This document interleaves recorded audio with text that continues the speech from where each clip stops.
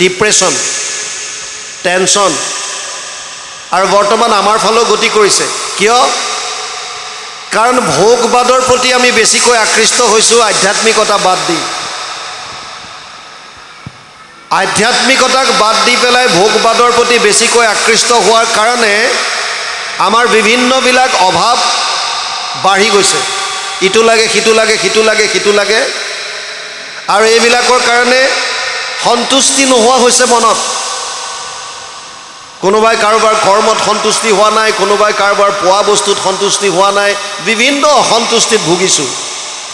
আৰু তাৰ কাৰণে মানসিক চাপত ভুগি আছোঁ। এই তিনিওটা তাপৰ পৰা পৰিত্ৰাণ পাব পৰা উপায়, তাপত্ৰয় উন্মূলনম, তিনিওটা তাপ উন্মূলন কৰিব পৰা, শেষ কৰিব পৰা উপায় কলিযুগত এটাই দিছে, সেইটোৱে হৈছে কৃষ্ণত একান্ত ভক্তি। ইয়াত এতিয়া কৈছে, সংসাৰ সাগৰ ঘোৰ, দুখৰ নাহিকে ওৰ, কেৱলে তাপত মাত্ৰ মজি, জানি এৰা আনৰতি কৰিয়া একান্তমতি হুয়ো পাৰ মাধৱক ভজি। এই সংসাৰ সাগৰ যদি পাৰ হ'ব বিচাৰিছে, উপায় এটাই দিছে, কেৱল কৃষ্ণৰ চৰণত একান্তভাৱে শৰণাগতি হৈ আমি আমাৰ সংসাৰ সাগৰ পাৰ হ'ব পাৰিম, তাৰ বাহিৰে গতি নাই। সেইকাৰণে বৰ্তমান সময়ত আপোনালোকে দেখা পাইছে, যিসকলে তেওঁলোকৰ তৃষ্ণাটোক সীমিত কৰিলে আৰু কেৱল আধ্যাত্মিকত মনোনিৱেশ কৰিছে, কৃষ্ণৰ কথা শুনিছে, মনৰ মাজৰ পৰা যিমানবিলাক বেয়া বস্তু আছে, মলিনতা আছে, ৰাগ দ্বেষ কাম ক্ৰোধ লোভ মদ মৎসৰ যিমানবিলাক বেয়া আছে চব আঁতৰ কৰিছে, তুলনামূলকভাৱে সেইসকল সুখী। শাস্ত্ৰত কৈছে, যিটো পোৱা তাতে হৈ বা সন্তোষিত মন, এতেক প্ৰকাৰে তুষ্ট হন্ত নাৰায়ণ। তুমি যিটো পাইছা তাত সন্তুষ্ট হ'বলৈ চেষ্টা কৰা, তোমাৰ সন্তুষ্টিতে ভগৱান সন্তুষ্টি হ'ব। ভগৱান ক'ত আছে? ইয়াতেতো আছে। আমি অশান্ত চিত্ত হৈ আছোঁ, ইটো নাই, সিটো নাই, সিটো নাই, সিটো নাই, ইটো লাগে, সিটো লাগে, অশান্ত আমি নিজে হৈ আছোঁ। গতিকে ইয়াৰ পৰা পাৰ পোৱাৰ উপায় এটা দিছে, সেইটো হৈছে কেৱল কৃষ্ণত একান্ত শৰণ। কলৌ দোষ নিধে ৰাজন অস্তি এক মহান গুণ।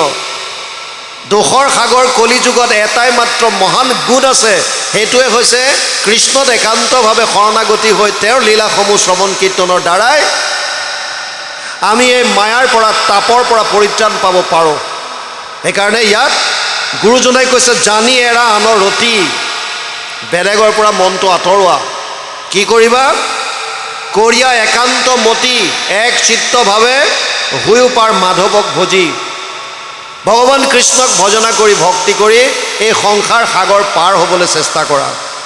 যি লক্ষীত আশা কৰি সদায় আকুল মন, তেহু মহা চঞ্চল সৰ্বথা, বিষয়ত যত সুখ অন্তত সমস্তে দুখ, তাক যত্ন কৰি মৰা বৃথা। যি লক্ষীত আশা কৰি সদায় আকুল মন, তেহু মহা চঞ্চল সৰ্বথা। আশা পাশা সতীৰ্বদ্ধ কাম ক্ৰোধ পৰায়ণা, ইহন্তে কাম ভোগাৰ্থম ন্যায়ন অৰ্থ সঞ্চয়ন। ষষ্ঠাদশ অধ্যায় 12 নম্বৰ শ্লোক গীতাত অৰ্জুনক কৈছে, হে অৰ্জুন, আশাৰ পাশত বন্দী হৈ মানুহে দুৰ্নীতিৰ দ্বাৰা অৰ্থ সঞ্চয় কৰাত লাগিব। কিয়? চবেই ভাবে যে টকা পইচা হ'লে পৃথিৱীৰ ভিতৰত মই আটাইতকৈ সুখী মানুহ হ'ম। কিন্তু ইয়াত কৈছে, যি লক্ষীত আশা কৰি সদায় আকুল মন, তেহু মহা চঞ্চল সৰ্বথা। সেই লক্ষী এজেগাত নাথাকে। ধন টকা পইচা যিটো আমি ঘটো, আমাৰ জীৱনৰ 100টা বছৰৰ যিকণ সময় শৰীৰ সুস্থ সবল হৈ থাকে, আমি ধন টকা পইচা ঘটাত গুৰুত্ব দিওঁ। আৰু আমাৰ চাকৰিৰ বয়স হিচাপে 60 বছৰ বয়সলৈকে চাকৰি কৰি বিভিন্ন ব্যৱসায় বেপাৰ বাণিজ্য ইত্যাদি কৰি আমি অৰ্থ সঞ্চয় কৰোঁ। কিন্তু তাৰ পাছত কি হয়? সেই পইচাখিনি আকৌ আমি যিখিনি ঘটিলোঁ, তাৰে মোটা অংশ এটা আমি শৰীৰটোৰ কাৰণে হওক বা বিভিন্ন কিবা আন কাৰণত হওক, আকৌ আমাৰ সঞ্চয়ৰ পৰা উলিয়াই আনি খৰচ কৰিবলগীয়া হয়। বুজি পাইছেনে? আপুনি যিমান কষ্ট শৰীৰটোক দি পেলাই অৰ্থ উপাৰ্জন কৰি বেংকত থ'লে সময় অহাৰ লগে লগে দেখা পায় যে তাৰ পৰা অলপ অলপকৈ উলিয়াই পেলাই আকৌ ডাক্তৰক দিবলগীয়া হৈছে, মেডিচিনত দিবলগীয়া হৈছে, অমুকত দিবলগীয়া হৈছে, তমুকত দিবলগীয়া হৈছে। ধন টকা পইচা আপোনাৰ লগত নাযায়। এজন ৰজা আছিল, ৰজাজনৰ 4 গৰাকী পত্নী আছিল। ডাঙৰ গৰাকীৰ নাম আছিল কায়া, দ্বিতীয় গৰাকীৰ নাম আছিল কাঞ্চন, তৃতীয় গৰাকীৰ নাম আছিল কামিনী আৰু চতুৰ্থ গৰাকীৰ নাম আছিল কৰুণা। ৰজাই আটাইতকৈ বেছি ভাল পাইছিল কাক? কায়াক। খুব মৰম কৰে। যলে যায় কায়াক লগত লৈ যায়। বিভিন্ন ৰাজ্য জয় কৰি বেলেগ বেলেগ দেশবিলাক আক্ৰমণ কৰি তাৰ পৰা যিমান ধন টকা পইচা ঘটি আনে, এই সমস্ত ধন টকা পইচা কায়াৰ বস্ত্ৰ অলংকাৰত খৰচ কৰে। কেনেকৈ কায়াক সজাব পৰাব পাৰে, কেনেকৈ কায়াক সুন্দৰ কৰি ৰাখিব পাৰে, তাৰ চিন্তাতে বেলেগ বেলেগ দেশ আক্ৰমণ কৰি অন্যায়ভাৱে হ'লেও অৰ্থ ঘটে আৰু সেই অৰ্থ কেৱল কায়াৰ ওপৰত খৰচ কৰে প্ৰথম গৰাকী পত্নী। কেতিয়াবা কেতিয়াবা কাঞ্চনক লগত লৈ যায়। কেতিয়াবা উৎসৱত কোনোবা এটা ডাঙৰ ফাংচন হ'লে তেতিয়া কাঞ্চনক লগত নিয়ে, অলপ মৰম কৰে, প্ৰথম গৰাকীতকৈ কম। তৃতীয় গৰাকী হৈছে কামিনী। মিতিৰ কুটুমৰ ঘৰলৈ গ'লে, ক'ৰবাত কিবা তেনেকুৱা হ'লে, যাবলগীয়া হ'লে তেতিয়া কামিনীক লগত নিয়ে। ৰজাই একেবাৰে দেখিব নোৱাৰে চতুৰ্থ গৰাকী পত্নী কৰুণা। কৰুণাৰ ফালে চকু তুলি নাচায়, মুখেৰে মাত এষাৰো নিদিয়ে। আৰু এনেকৈ দিন আগবাঢ়িছে। ৰজা বৃদ্ধ হৈ আহিল। যিবিলাক নেচাৰেল ডেথ, সাধাৰণ মৃত্যু যিবিলাক, তেওঁলোকে মৃত্যুৰ প্ৰাক মুহূৰ্তত অলপ হ'লেও গম পায় যে মই আৰু বেছি সময় জীয়াই নাথাকোঁ। সেইকাৰণে আমি আগতেতো প্ৰায় মানুহে কৰিছিল তেনেকুৱা, খবৰ খাতি দিয়ে, অমুকক মাতি দিয়া, ছোৱালীজনীক মাতি দে, মই আৰু বেছি সময় নাথাকোঁ, বা ল'ৰা বাহিৰত আছে যদি তালৈ খবৰ দে, মোৰ যোন যোন আছে সম্বন্ধীয় মিতিৰ কুটুম চবকে খবৰ দি মতাই। আৰু এনেকুৱাও আছে, মোৰ নিজৰে ককা আইতাৰ কথা আমি শুনো যে বাহিৰত বিচনা পাৰি দিবলৈ কৈছে, আমাৰ গুৰুগৃহৰ পৰা অকণমান মাটি আনি পেলাই ফোঁট এটা দিবলৈ কৈছে, আৰু গোটেই কৈ মেলি ঢুকাইছে। চবকে কিবা এমুঠি যিমান ৰাইজ আহিছে চাহ কৰি খাবলৈ দিছে। তাৰপাছত মই যাওঁ বুলি কৈছে, মোৰ ৰথ আহিছে, মই যাওঁ, আৰু ওলাই গৈছে। তেনেকৈ কোৱা দেউতাৰ মুখত কোৱা শুনো, মই ককাক দেখা নাই। তাৰমানে আগৰ মানুহে এনেকৈ কৈ গৈছিল। এতিয়াও বহু জেগাত আমি তেনেকুৱা শুনো, নেচাৰেল ডেথ যিবিলাকৰ হয়। এই ৰজাজনে গম পালে যে মই আৰু বেছি সময় জীয়াই নাথাকোঁ। এতিয়া তেওঁৰ মৃত্যুলৈ ভয় লাগিছে। সেইকাৰণে যিগৰাকী পত্নীক জীৱন্ত অৱস্থাত আটাইতকৈ বেছি ভাল পাইছিল, যাৰ কাৰণে অন্যায়ৰ দ্বাৰা হ'লেও অৰ্থ সঞ্চয় কৰিছিল, দুৰ্নীতিৰ দ্বাৰা হ'লেও টকা পইচা ঘটিছিল, সেইগৰাকী পত্নীক মাতিলে কায়াক। আৰু কায়াক ক'লে যে কায়া, মই গম পাইছোঁ যে আৰু মই বেছি সময় জীয়াই নাথাকোঁ, গতিকে মোৰ মৃত্যুলৈ ভয় লাগিছে। তুমি মোক এটা কথা কোৱা যে মোৰ মৃত্যু হ'লে তুমি মোৰ লগত যাবানে নাই? কায়াই মানা কৰি দিলে যে হে স্বামী, তোমাৰ মৃত্যু আহিছে, তুমি অকলেই যাব লাগিব, মই তোমাক লগ দিব নোৱাৰোঁ। ৰজাই মনত বৰ দুখ পালে। যিগৰাকী পত্নীৰ কাৰণে গোটেই জীৱনটো মই ত্যাগ কৰিলোঁ, উচৰ্গা কৰি দিলোঁ।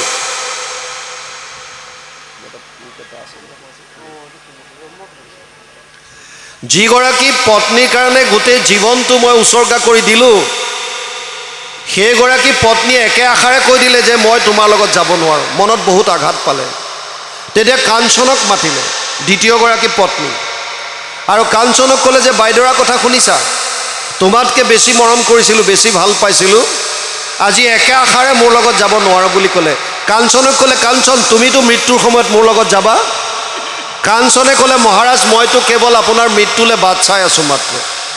আপোনাৰ মৃত্যু হোৱাৰ লগে লগে মই আনলৈ পলাই গুচি যাম। মাত্ৰ আপোনাৰ মৃত্যুৰ কাৰণে অপেক্ষাত আছোঁ মই। আপোনাৰ মৃত্যু হ'ব, মই বেলেগলৈ পলাই যাম। বৰ দুখ পালে। তৃতীয়গৰাকীক মাতিলে, কামিনীক। কামিনীক ক'লে, শুনিছা দুগৰাকী বায়েৰাৰ কথা, তোমাতকৈ বেছি ভাল পাইছিলোঁ, কিন্তু তেওঁলোক দুইগৰাকীয়ে আজি মোৰ লগত যাব নোৱাৰোঁ বুলি ক'লে। কামিনী তুমি কোৱা, তুমি মোৰ লগত যাবা? কামিনীয়ে ক'লে, হয় মহাৰাজ মই যাম, কিন্তু শ্মশানলৈকে। আপোনাক চিতাত উঠাই দিব, ময়ো ঘৰমুৱা হ'ম। বোলে এইটো কি যোৱা হ'ল? বোলে মই তিমানটোহে পাৰিম, তাতকৈ নোৱাৰিম আৰু। এতিয়া কোনটো নাকেৰে চতুৰ্থগৰাকীক বুজি পোৱা নাই? কেনেকৈ সুধিব? লাজটো তেওঁৰো আছে, গোটেই জীৱনটো তেওঁৰ ফালে চোৱা নাই, মাত এষাৰ দিয়া নাই, তেওঁৰ কাৰণে অকণমান সময় উলিয়াব পৰা নাই। সেইকাৰণে কৰোণাক মাত দিয়া নাই। কৰোণা নিজে আগবাঢ়ি আহিছে আৰু আহি পেলাই ক'লে, হে স্বামী, মোক এবাৰটো সুধি চাওক, কিজনী মই আপোনাৰ লগত যাবলৈ সন্মতি প্ৰকাশ কৰোঁ। ৰজাই ক'লে, মই কেনেকৈ সুধিম? মোৰতো স্বাভিমান বোলা কথা এটা আছে। গোটেই জীৱনটো মই তোমাৰ প্ৰতি মাত এষাৰ ভালকৈ দি নেপালোঁ, মই তোমাৰ প্ৰতি বেয়া ভাৱ ৰাখিলোঁ, চকু তুলি নাচালোঁ, আৰু আজি মৃত্যুৰ সময়ত মই কেনেকৈ ক'ম যে তুমি মোৰ লগত যাবানে? কৰোণাই ক'লে, নহয় মহাৰাজ, আপুনি মনত যিয়ে নাভাবক কিয়, আপোনাৰ মৃত্যু হ'লে মই আপোনাৰ লগত যাম। এতিয়া কোন এই চাৰিগৰাকী পত্নী এবাৰ বুজক। কায়া হৈছে আমাৰ শৰীৰটো। এই শৰীৰটো ৰক্ষণাবেক্ষণ দিবলৈ, ইয়াক সুন্দৰকৈ সজাই পৰাই তুলিবলৈ, ইয়াক কমফৰ্ট দিবৰ কাৰণে আমি যিমান দুৰ্নীতি হয় তাক কৰিছোঁ। খোৱা বোৱা, পিন্ধন উৰণ ইত্যাদিৰ কাৰণে, ইন্দ্ৰিয়ৰ প্ৰীতি সাধনৰ কাৰণে আশা পাশা সতেৰ বদ্ধ কাম ক্ৰোধ পৰায়ণা ইহন্তে কাম ভোগাৰ্থম অন্যায়ন অৰ্থ সঞ্চয়ান। কেৱল কামনা বাসনা উপভোগ কৰিবৰ কাৰণে আশাৰ পাশত বন্দী হৈ আমি দুৰ্নীতিৰ দ্বাৰা অৰ্থ সঞ্চয় কৰাত লাগিছোঁ। কেৱল কায়াটোক, শৰীৰটোক কমফৰ্ট দিবৰ কাৰণে, আৰাম দিবৰ কাৰণে। দ্বিতীয়গৰাকী হৈছে কাঞ্চন। কাঞ্চন কোন? কাঞ্চন শব্দটোৰ অৰ্থ হৈছে সোণ। আগতে ধন টকা পইচা সোণৰ মুদ্ৰা আছিল, সোণৰ। এইকাৰণে ইয়াত সোণ মানে কেৱল টকা পইচা বুজোৱা নাই, সা সম্পত্তি যত যিমান আছে, ধন টকা পইচা ঘৰ দুৱাৰ, আপোনাৰ নামত যিমানবিলাক সম্পত্তি আছে গোটেইবিলাকক কাঞ্চন বুলি বুজাইছে। কাঞ্চন। কাঞ্চনে কি কৈছে? যে মই আপোনাৰ মৃত্যুলৈ বাট চাই আছোঁ, আপোনাৰ মৃত্যুৰ লগে লগে মই বেলেগলৈ পলাই গুচি যাম। ইণ্টাৰেষ্টিং কথা হৈছে, এজন মানুহৰ মৃত্যুৰ লগে লগেই তেওঁৰ নামত থকা একাউণ্ট হওক, ধন টকা পইচা ঘৰ দুৱাৰ যত যিমান সম্পত্তি আছে তেওঁৰ নমিনী বা উত্তৰাধিকাৰীলৈ ট্ৰেন্সফাৰ হৈ যায়। বুজি পাইছে নাই? সেইকাৰণে কৈছে, মই তোমাক মাত্ৰ যোৱালৈ চাই আছোঁ, বেলেগলৈ পলাই যাম। তাৰ মানে কি? তাৰ মানে হস্তান্তৰ হৈ যাব। বুজি পাইছেনে? কেতিয়াও আমাৰ নামত নাথাকে। মোৰ নামত যিমান ধন টকা পইচা আছে, আমি এইখন সংসাৰ ত্যাগ কৰাৰ লগে লগে হয়তো মোৰ পত্নীৰ নামত যাব, মোৰ ল'ৰা ছোৱালীৰ নামত যাব, ৰৈ নাথাকে। সেয়া হৈছে কাঞ্চন। কামিনী কোন? মিতিৰ কুটুম, গাঁৱৰ মানুহ। গাঁৱৰ মানুহ, মিতিৰ কুটুম। এজন মানুহৰ মৃত্যু হ'লে ক'লৈকে যায়? কেৱল শ্মশানলৈকে। খুচি কাটি আছে, বৰ দুখ কৰে। বেচেৰাটো বৰ ভাল আছিল, বিপদে আপদে আমাক কেতিয়াবা সহায় কৰিছিল, বৰ ভাল মানুহ এজন সমাজৰ পৰা গুচি গ'ল। বৰ দুখ লাগে, জীৱনটো একদম মিছা, একো কৰিব মন নাযায় এইবিলাক দেখিলে। আৰু ঘৰলৈ আহি পত্নী কয়, হেৰা শুনিছা, 4 ঘণ্টা হ'ল চাহ একাপ খোৱা নাই, ভালকৈ চাহ একাপ বনোৱা। চেছ তাতেই। কৰোণা কোন? কৰোণা হৈছে পৰমাত্মা, ভগৱান, যাৰ কাৰণে জীৱন্ত অৱস্থাত আমি অকণমান সময় উলিয়াব নোৱাৰোঁ। ইমানেই ব্যস্ত সংসাৰত, অকণমান সময় আমি কৃষ্ণৰ কথা পাতিবৰ কাৰণে উলিয়াব নোৱাৰোঁ। তেওঁৰ নাম ল'বলৈ আমাৰ সময় নাই। কেৱল কাম কাম কাম কাম, সংসাৰৰ মায়াজালত মজি আছোঁ। কৃষ্ণক আমি আঁতৰাই ৰাখিছোঁ। আৰু যিজন ভগৱান কৃষ্ণ, সেইজনেই পৰমাত্মা ৰূপে আমাৰ হৃদয়ত আছে। উপদ্ৰষ্টা অনুমন্তা চ ভৰ্তা ভোক্তা মহেশ্বৰ পৰমাত্মা ইতি চাপ্যুক্ত দেহে অস্মিন পুৰুষ পৰ। 13 অধ্যায় 22 নম্বৰ শ্লোক গীতা। অৰ্জুনক কৈছে, হে অৰ্জুন, উপদ্ৰষ্টা হিচাপে, অনুমন্তা হিচাপে, স্বামী হিচাপে, ভোক্তা হিচাপে, পৰমাত্মা হিচাপে মই সমস্ত জীৱৰ হৃদয়ত আছোঁ। অহম আত্মা গুদাকেশ সৰ্বভূতাশয় স্থিত অহম আদিত্য মধ্যম চ ভূতানামন্ত এবচ। 10 অধ্যায় 20 নম্বৰ শ্লোক গীতা। হে অৰ্জুন, আত্মা হিচাপে মই সমস্ত শৰীৰত বিৰাজমান হৈ আছোঁ।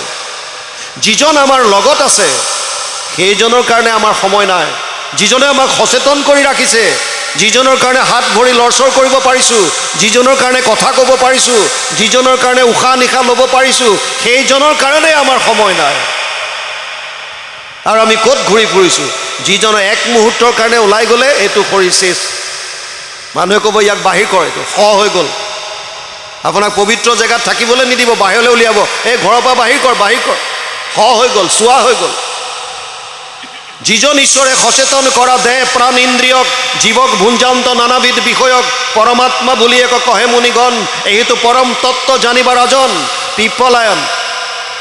নিমি নৱসিদ্ধ সংবাদত নৱসিদ্ধৰ এজন হৈছে পিপ্পলায়ন। পিপ্পলায়নে ঈশ্বৰ তত্ত্ব বৰ্ণনা কৰি পেলাই নিমি ৰজাক কৈছিল ক'ত শৰণ ল'ব লাগে, পৰমাত্মা কোন, তেওঁ কৈছিল যিজনে ইন্দ্ৰিয়বিলাক সচেতন কৰি ৰাখিছে। সেইজন ঈশ্বৰৰ প্ৰতি আমাৰ সময় নাই আৰু আমি ধন টকা পইচাত বেছিকৈ গুৰুত্ব দিছোঁ। কিন্তু এই ধন টকা পইচা ইয়াত কৈছে চব চঞ্চল। যি লক্ষীত আশা কৰি সদায় আকুল মন, তেহো মহা চঞ্চল সৰ্বথা। আজি আপোনাৰ হাতত আছে, কাইলৈ সেই টকা বেলেগলৈ যাব, চিন্তা কৰি লাভেই নাই। বিষয়ত যত সুখ অন্তত সমস্ত দুখ, তাক যত্ন কৰি মৰা বৃথা। যিবিলাক বিষয়ত আমি সুখ আছে বুলি ভাবিছোঁ, বৰ ইণ্টাৰেষ্টিং কথাটো বুজি লওক। বৰ্তমান পৃথিৱীত 800 কোটিৰ ওপৰত মানুহ আছে, মোৰ দেন 800 crore। যদিও আমাৰ কাৰো লগত কাৰো মিল নাই, আনকি আমাৰ এজনৰ লগত আনজনৰ ফিংগাৰ প্ৰিণ্টছো নিমিলে, আঙুলিৰ চাপো নিমিলে।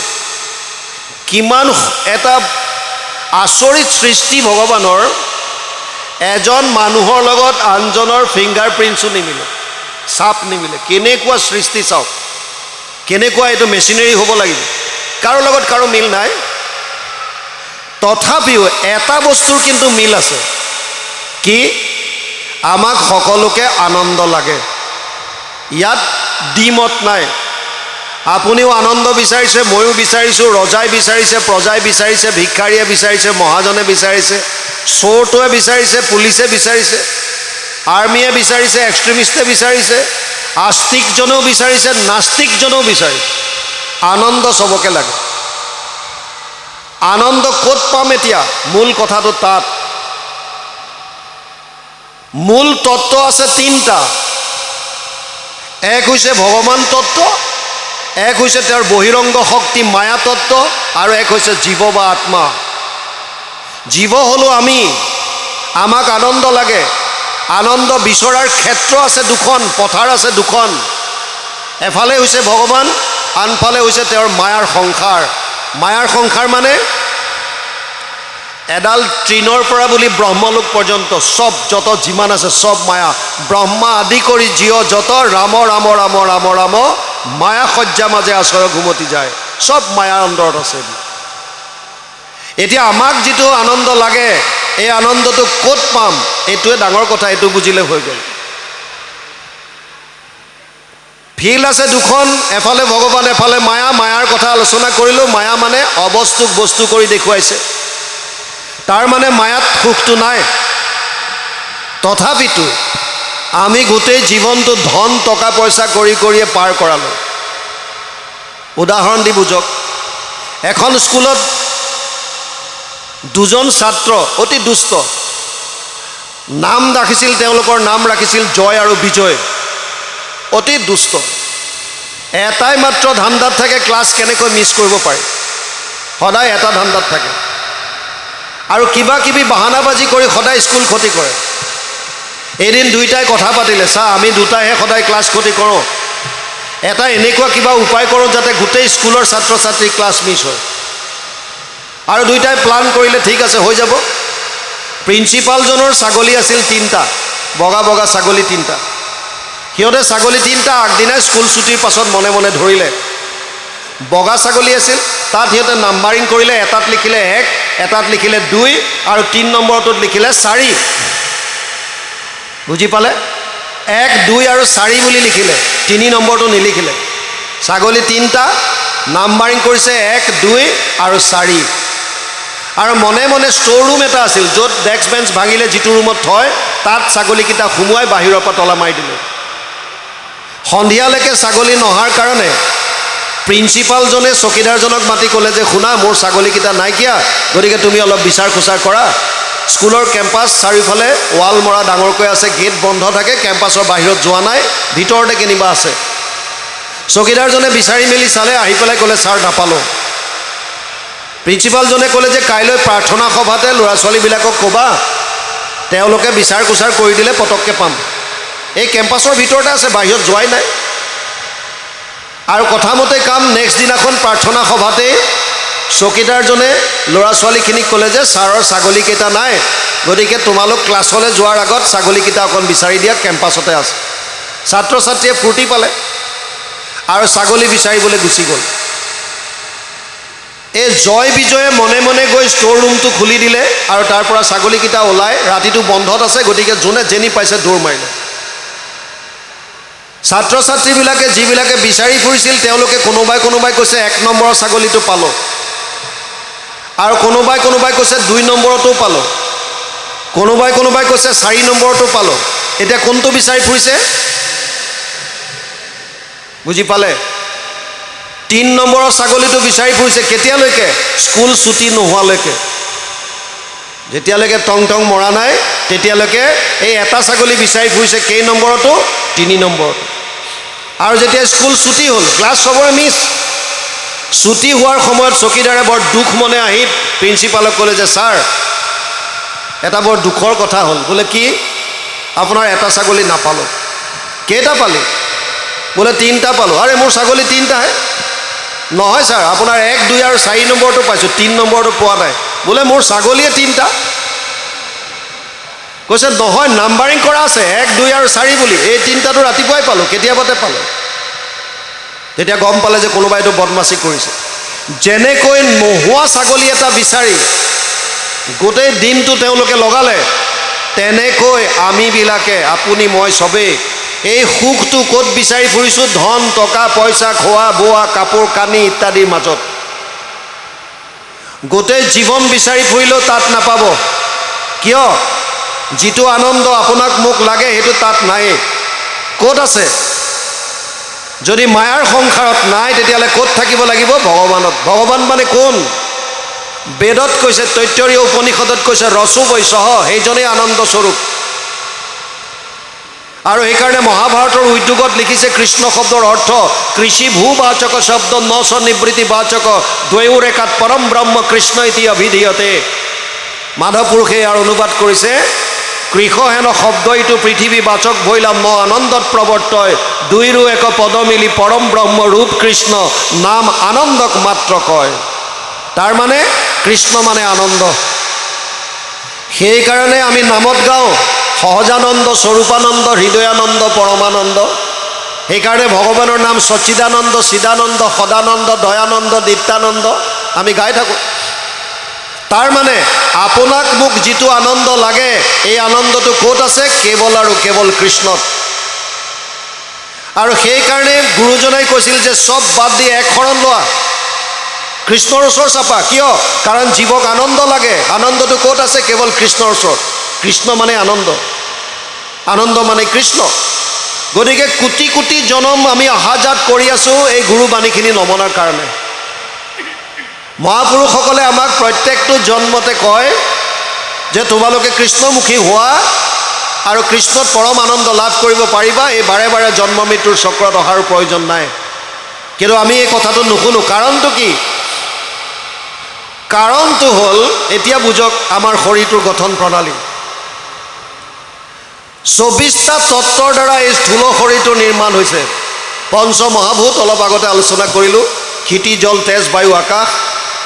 5 তন্মাত্ৰা মানে 5 বিষয়, ৰূপ ৰস গন্ধ স্পৰ্শ আৰু শব্দ। 5টা জ্ঞানেন্দ্ৰিয়, শ্ৰোত্ৰ নেত্ৰ জিহ্বা ঘ্ৰাণ আৰু চৰ্ম। 5টা কৰ্মেন্দ্ৰিয়, গুহ্য লিংগ পদ বাণী আৰু কৰ। এই 20টা তত্ত্ব হ'ল। আৰু অন্তঃকৰণৰ 4টা তত্ত্ব, মন বুদ্ধি চিত আৰু অহংকাৰ। কোনোৱে চিত বস্তুটো নকয়, মন বুদ্ধি অহংকাৰ আৰু মূল প্ৰকৃতি বুলি কয়। 24 তত্ত্বৰ দ্বাৰা এইটো শৰীৰ গঠিত। এইটো হৈছে জ্বৰ, মায়াটো জ্বৰ। ইয়াত যেতিয়া জীৱ প্ৰৱেশ কৰে, আত্মা প্ৰৱেশ কৰে, তেতিয়া ই সচেতন হয়।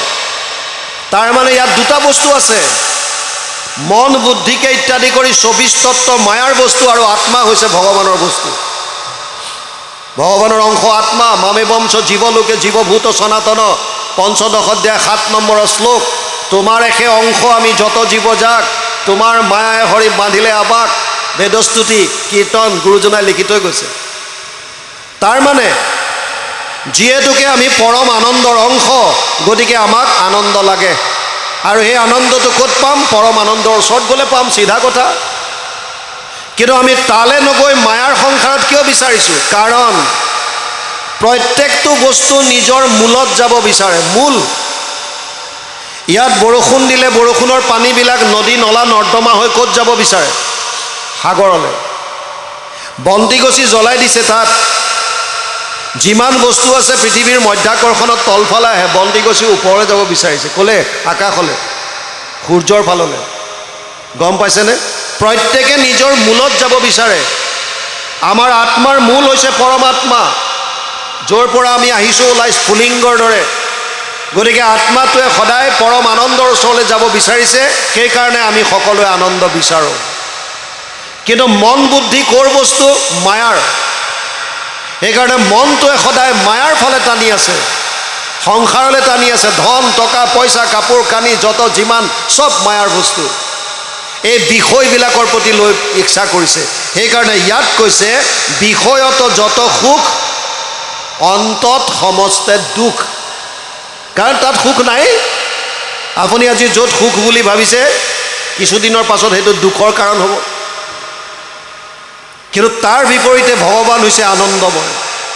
সেইকাৰণে ইয়াত বৰ সুন্দৰভাৱে কৈছে বিষয়ত যত সুখ অন্তত সমস্তে দুখ, তাক যত্ন কৰি মৰা বৃথা। গুৰুজনাই কৈছে মনুষ্য শৰীৰ পাই যিটো নৰগণ, নকৰে তোমাৰ যদি শ্ৰৱণ কীৰ্তন, বিফলে জনম গৈলা ভৈলা সৰ্বনাশ, জীৱন্ততে মৰা সিটো ভাতৃ নিশ্বাস। বেদস্তুতি কীৰ্তন বুজি পাইছে? কাৰণ আমি মানুহৰ শৰীৰ পোৱাৰ পাছত যদি শ্ৰৱণ কীৰ্তন কৰি ঈশ্বৰৰ কথা শ্ৰৱণ নকৰোঁ, তেতিয়াহ'লে জীৱনটো মিছাই গুচি যাব, বৃথাই গুচি যাব। ধন টকা পইচা চব ইয়াতে পৰি থাকিব, আপোনাৰ লগত একো নাযায়। আপুনি হাতে কাণে পিন্ধি থকা যিমানবিলাক আ অলংকাৰো আছে, আত্মাটো ওলাই যোৱাৰ পাছত দৰকাৰ হ'লে আপোনাৰ আঙুলি কাটি দিব, তথাপিও সোণৰ আঙুঠিটো খুলি থ'ব, লগত যাব নিদিয়ে। এইকাৰণে চিকন্দৰে মন্ত্ৰীসভাত কৈছিল, মোৰ মৃত্যুৰ পাছত মোৰ হাত দুটা কবৰৰ বাহিৰত উলিয়াই থবা। মন্ত্ৰীসকলে প্ৰশ্ন কৰিছিল যে এনেকুৱা কেনেকুৱা কথা, আমাৰ নিয়মটো এনেকুৱা নাই যে কবৰৰ পৰা হাত দুটা বাহিৰলৈ উলিয়াই থ'ব। হে মহাৰাজ, আপুনি এইটো কিয় কৰিব বিচাৰিছে? তেওঁ কৈছিল ইকঠে কৰ জহাকে বেৰ সভি মুল্কো কে মালিক থে, সিকন্দৰ জব গয়া দুনিয়া সে তো দোনো হাত খালি থে। মই জীৱন্ত অৱস্থাত বিভিন্ন দেশ জয় কৰি মালিক হৈ আছিলোঁ, মালিক। অজস্ৰ ধন টকা পইচা ঘটিলোঁ। কিন্তু আজি মই অনুমান কৰিব পাৰিছোঁ, মই অনুভৱ কৰিব পাৰিছোঁ যে মোৰ মৃত্যুৰ সময়ত ইয়াৰ মই ফুটা কৰি এটাও লগত নিব নোৱাৰোঁ। এইটোৱে হৈছে সত্য। সেইকাৰণে যিটো পোৱা তাতে হৈবা সন্তোষিত মন, এতেক প্ৰকাৰে তুষ্ট হন্ত নাৰায়ণ। যিটো পাইছোঁ তাত সন্তুষ্ট হ'বলৈ শিকিব লাগে। এই বিষয় বিষয় কৰি ধন টকা পইচা পুত্ৰ পৰিবাৰ কামনা খোৱা বোৱা কাপোৰ কানি এইবিলাকত সুখ বিচাৰি ফুৰিলে এইটো অজ্ঞানতাৰ প্ৰতীক হ'ব।